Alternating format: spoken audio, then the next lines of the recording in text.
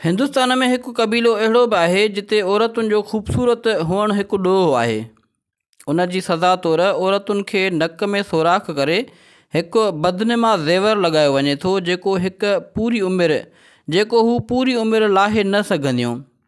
रियासत अरुणाचल प्रदेश जे अपातानी कबीले औरतुनि ते उहो ज़ुल्म उन करे शुरू कयो जो माज़ीअ में उन्हनि जूं ख़ूबसूरत औरतूं ॿिया कबीला अगवा करे विया।